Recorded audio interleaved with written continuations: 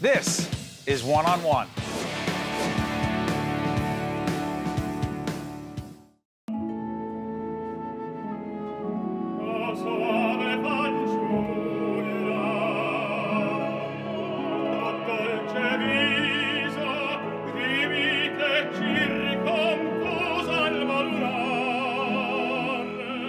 Damn, you can sing. That is Michael Fabiano, who is an operatic tenor, a philanthropist. We'll talk about that in just a bit. Born and raised where?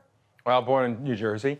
I was actually born in Montclair, New Jersey. My hometown. Well, no, I'm born in Newark and moved up to Montclair. You are from Montclair originally? Yeah, originally Montclair, Verona, Cedar Grove, all that area. When did you start Hoboken. singing? I started singing when I was, it's tough to say. I was sang as a kid, but really when I was in college, it started. So when you're a kid, I always say this to people on the air, my mother was playing Vivaldi 24/7 in our house, right? How about you? Opera?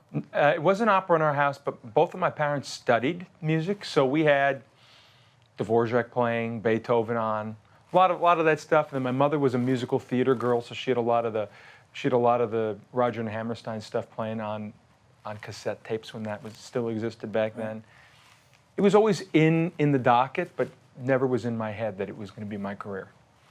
So interesting. So talk to us about what we were just seeing, La Boheme, for those who don't appreciate or understand. Well, La Boheme, I mean, I'm doing it right now at the Metropolitan Opera. There are 3 more performances in this run. La Boheme is, for me, probably the greatest opera ever written because it is truly about the human element of life and death. What it's like when 2 people meet, that cataclysmic, that magnificent moment of meeting someone and finding love immediately, and the opposite boomerang effect of what it's like to witness death before your eyes and how that feels. And what I do as an artist on stage is, even though obviously Mimi is not dying in real life, I try to tap into emotion of someone in my life that has died and where I've gone to get close to that, so I can bring that element into the performance, and so I can bring the rest of the public with me. By the way, we should give a shout out to your Uncle Joe, who's a good friend of ours back in New Jersey. I call it Down Neck, but it's really the Ironbound section of Newark, New Jersey. He runs a great nonprofit there, Joe Delafave. Yeah. He's a good man. He's a great guy. Music in your family, it's interesting how you're talking about that. Your first opportunity to perform in public in front of an audience was? In front of an audience was in high school when I sang "Oh Holy Night." I was in Catholic high school, so that's Same here, all boys. Yeah. Well, ours wasn't. Ours was in everyone, and we all didn't. Even, there was not even a dress code in our school. It was a really liberal. You sure it was Catholic? It was Catholic. I'm sorry. like it was basically Catholic light. I got it. But no, it was at Mass, and I sang "Oh Holy Night," and then people said, "You have a great voice." There it is. And then it just went from there.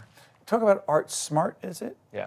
Talk about the website will be up. Talk about it. I run an organization, I co-founded an organization called ArtSmart that provides free weekly one-on-one voice lessons to children in underserved communities across the United States. And it started in the Ironbound. It started at Eastside High School. Eastside High. And which is also, incidentally, where my grandmother graduated from.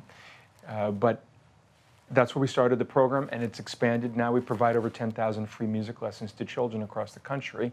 Next year it's going to be about 4 times as big as that. Why do you do that?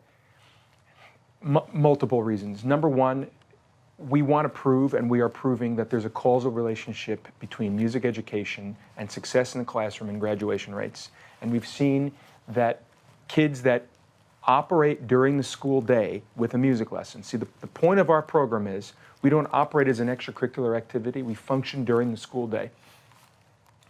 When a kid is taken out of class, whatever it is, social studies, English, math, and they go to their music lesson, and then they come back, they're more excited to get back and do their studies. So over the course of the year, their attrition, the amount of time that they show up to school, their attendance, improves dramatically. And so over 3 years, we've seen kids that had not come to school 20, 30, 40 times a year now come to school 100% of the year because they know they're going to get their lesson every single week. Now, that's not the only reason why we do it. We also really feel it's important to create a generation of citizen musicians and I would say soldiers in culture that really care about the arts. And that's what ArtSmart is about. So we're building people that are our next generation of art connoisseurs and potentially great artists. So passion for you. Oh yeah, but this is my job. This is not a passion. This is my job. I don't. It's your mission. No, it's my job. I believe that as an opera singer, as what I do with ArtSmart is service. As what I do on the stage at the Metropolitan Opera, for instance, I derive joy from the fact that I know 4,000 people every night are getting joy from witnessing a great performance. Music and art is the most democratic form of discourse that there is, because we are showcasing topics in La Boheme, Sure. La Traviata that harken political ideals. And so when we put them to music and people leave the forum of the theater, they talk about it and they go home. You're making a difference, and I want to thank you for joining us. Michael Fabiano, who's not just a wonderful, talented operatic tenor, but a wonderful philanthropist as well. Thank you so much. Thank you. Well done. Appreciate it. Stay right Thank there. you very much. We'll check you out next time, one-on-one from the Tisch WNET studio here in Lincoln Center. One-on-One with Steve Adubato has been a production of the Caucus Educational Corporation, celebrating over 25 years of broadcast excellence. This special edition of One-on-One with Steve Adubato is brought to you from the Tisch WNET studios at Lincoln Center. Funding has been provided by Rowan University, Johnson & Johnson, Englewood Health, Horizon Blue Cross Blue Shield of New Jersey, New Jersey Sharing Network, the Northward Center, and by Fedway Associates. Transportation provided by Airbrook Limousine, serving the metropolitan New York, New Jersey area.